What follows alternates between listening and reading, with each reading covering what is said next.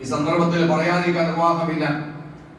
കേരള യാത്ര നടത്തിക്കൊണ്ടിരിക്കുന്ന കാന്തപുരം AP അബൂബക്കർ മുസ്ലിയാർ ഇന്നലെ തിരുവൂരിൽ വച്ച് സ്വീകരണത്തിൽ പറഞ്ഞത്, അദ്ദേഹത്തോട് എന്തൊക്കെ അഭിപ്രായ വ്യത്യാസങ്ങൾ ഉണ്ടെങ്കിലും ആ വാചകം ഞാനിവിടെ ഉദ്ധരിക്കുകയാണ്.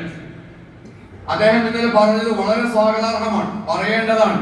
ഇങ്ങനെ പണ്ഡിതന്മാര് കാലത്തിനനുസരിച്ച് പറയുകയാണ് വേണ്ടത്. ഇങ്ങനെ പറയാത്തതാണ് നാടിന്റെ പ്രശ്നം, ലോകത്തിന്റെ പ്രശ്നം.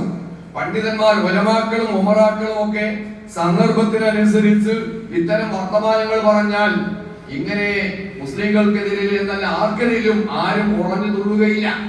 അദ്ദേഹം എന്താ പറഞ്ഞത്? അദ്ദേഹം പറയാണ്, രാഷ്ട്രീയ നേതാക്കളിൽ നിന്നും പക്വതയോടെയുള്ള സംസാരമാണ് സമൂഹം പ്രതീക്ഷിക്കുന്നത്. നേതൃപദവിയിലിരിക്കുന്നവരുടെ വാക്കുകളിൽ ധ്രുവീകരണത്തിന് ഇടം നൽകുന്ന ഒന്നും ഉണ്ടാവരുത്. തെരഞ്ഞെടുപ്പിനെയും അധികാരത്തെയും മാത്രം മുൻനിർത്തി മനസ്സിലാക്കേണ്ടതല്ല രാഷ്ട്രീയം. അത് മനുഷ്യരുടെ നിത്യജീവിതവുമായി ബന്ധപ്പെട്ട് കിടക്കുന്ന ഒന്നാണ്. അധികാരം വരും പോകും, പക്ഷേ ഈ നാട് പല മനുഷ്യർ ഒരുമിച്ച് പാർക്കുന്നതാണ്. അവർക്കിടയിൽ ധ്രുവീകരണം സൃഷ്ടിക്കുന്നത് ദൂരവ്യാപക പ്രത്യാഘാതങ്ങൾ ഉണ്ടാക്കും.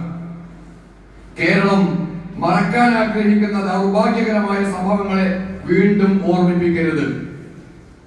വർഗീയതക്ക് വളക്കൂറുള്ള മണ്ണാവരുത് കേരളം. രാഷ്ട്രീയ നേതാക്കൾ താൽക്കാലിക നേട്ടങ്ങൾക്കായി അതിരുകളെന്ന് സംസാരിക്കരുത്. അതിലൂടെ എക്കാലത്തേക്കുമായി നുഴഞ്ഞു കയറി വരുന്നത് വർഗീയതയാണ്.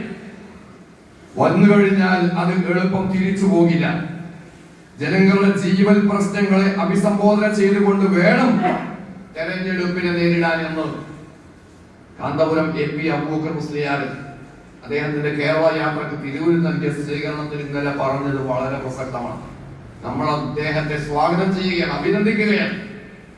ഇത്തരം വർത്തമാനങ്ങൾ, ആർജവമുള്ള വർത്തമാനങ്ങൾ ഭരണാധികാരികളുടെ മുഖത്ത് നോക്കി പറയാൻ പണ്ഡിതന്മാർക്ക് തന്റേടം വേണം എന്ന് തന്നെയാണ് നമ്മൾ പറയുന്നത്.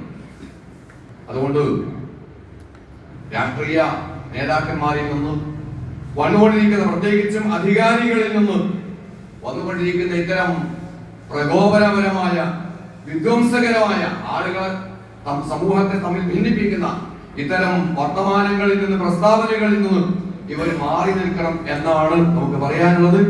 നമ്മൾ വളരെ ജാഗ്രതയോടുകൂടി, ഐക്യത്തോടു കൂടി മുമ്പോട്ട് പോകേണ്ടതുണ്ട്. കേരളത്തിലെ സമൂഹം നമുക്കറിയാം, മാറാടികൾ ഒരിക്കലും ഉണ്ടാവരുത് എന്ന് ആഗ്രഹിക്കുന്നവരാണ്, സംഭവിക്കരുത്, ഇനി അത് മറക്കാൻ ആഗ്രഹിക്കുന്നവരാണ്.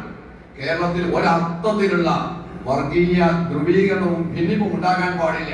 സാമുദായിക സൗഹാർദ്ദം നിലനിന്നുകൊണ്ട് എല്ലാ മനുഷ്യരും ഏകോദര സഹോദരന്മാരായി തോളോട് തോൾ ചേർന്നുകൊണ്ട് ഐക്യത്തോടെ മുമ്പോട്ട് പോകാൻ നമുക്ക് സാധിക്കേണ്ടതുണ്ട് എന്ന് മാത്രമാണ് സൂചിപ്പിക്കാനുള്ളത്. അല്ലാഹു തആല വിശുദ്ധ ഖുർആൻ മുസ്ലിങ്ങൾ മുന്നോട്ട് വെക്കുന്നത് ഐക്യത്തിന്റെ സന്ദേശമാണ്, ഭിന്നിപ്പിന്റേതല്ല, യോജിപ്പിന്റേതാണ്. എല്ലാ സമൂഹങ്ങളും ഒന്നിച്ച് ജീവിക്കുന്ന ഒരു നാടായി നമ്മുടെ നാട് മാറേണ്ടതുണ്ട്. അതിനുവേണ്ടി നമ്മൾ മുൻകൈയെടുക്കുക, പ്രവർത്തിക്കുക, പ്രാർത്ഥിക്കുക. അല്ലാഹു അതിന് തൗഫീഖ് നൽകി അനുഗ്രഹിക്കുമാറാവട്ടെ.